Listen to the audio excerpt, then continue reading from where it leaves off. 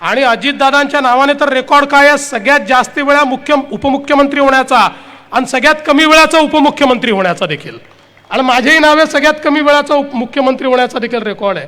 आज हे जे राज्य आपल्याला दिसतं आहे आणि ज्या प्रकारची युती आपल्याला दिसते आहे त्याची मुहूर्तमेढ ही त्या 72 तासामध्येच आम्ही रोवली होती.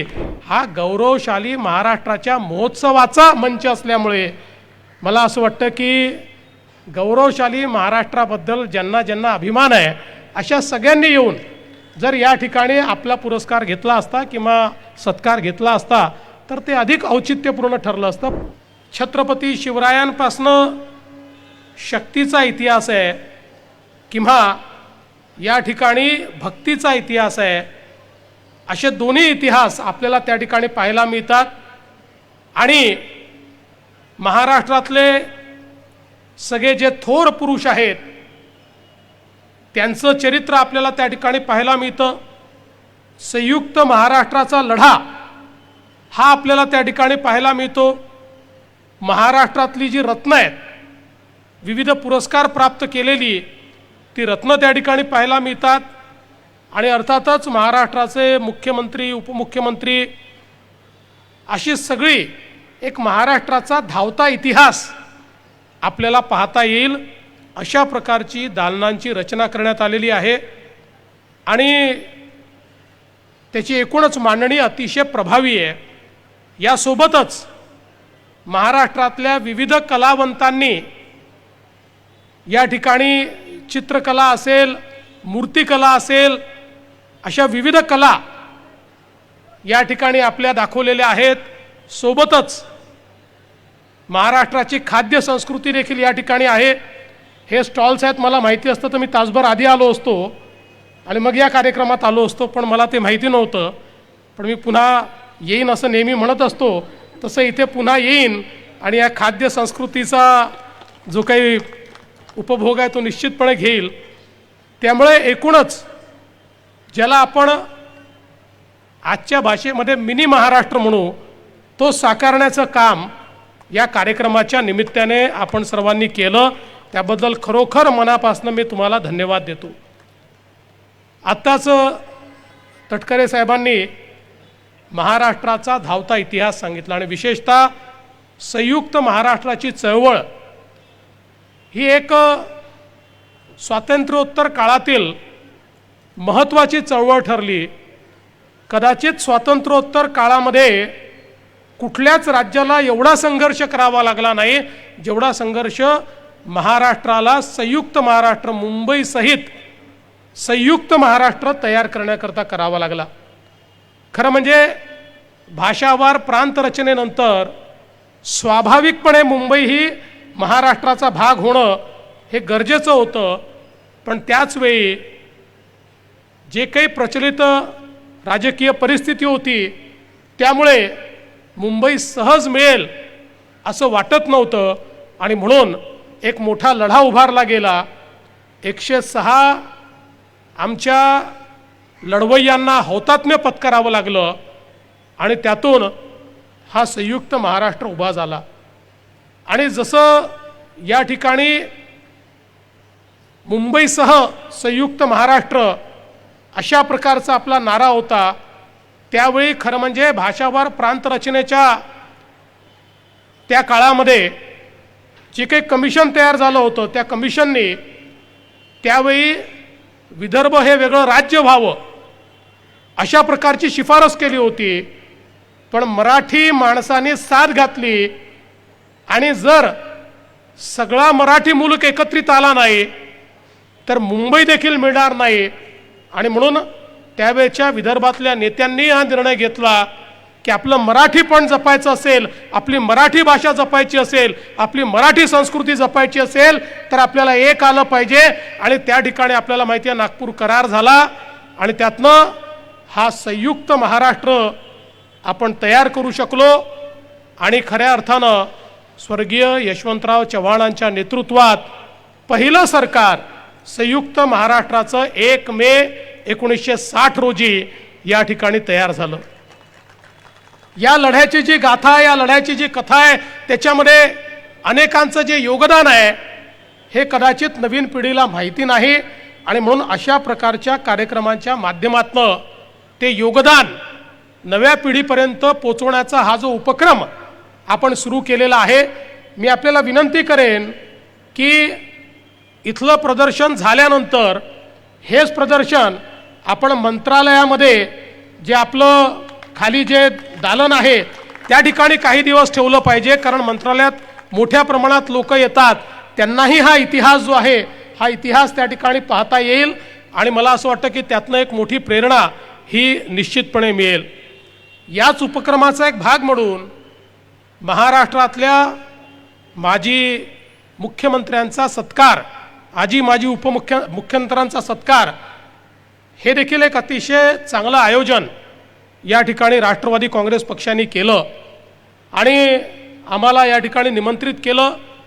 खरं म्हणजे आपण जर सिंहावलोकन केलं तर या महाराष्ट्रामध्ये जेवढे नेते आहेत, कोणी मुख्यमंत्री झाले, कोणी उपमुख्यमंत्री झाले, कोणी मंत्री झाले, सर्वांनी महाराष्ट्राच्या जडणघडणीमध्ये काही ना काही मोलाचा वाटा त्या ठिकाणी केलेला आहे आणि म्हणून कधीतरी याबद्दल अशा सगळ्या नेत्यांचा सत्कार व्हावा, त्यांच्याप्रती कृतज्ञता तर मी म्हणणार नाही पण किमान एक भाव व्यक्त व्हावा, अशा माध्यमातून हा सत्कार या ठिकाणी आयोजित करण्यात आलेला आहे.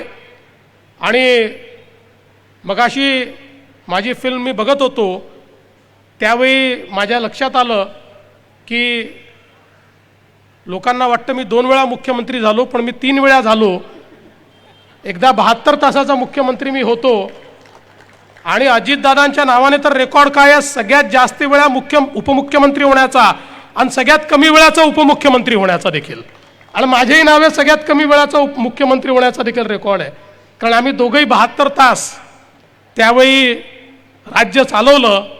पण मला असं वाटतं की आज हे जे राज्य आपल्याला दिसतं आहे आणि ज्या प्रकारची युती आपल्याला दिसते आहे त्याची मुहूर्तमेढ ही त्या 72 तासामध्येच आम्ही रोवली होती, हे मात्र या निमित्ताने आपल्याला सगळ्यांना लक्षात ठेवावं लागेल.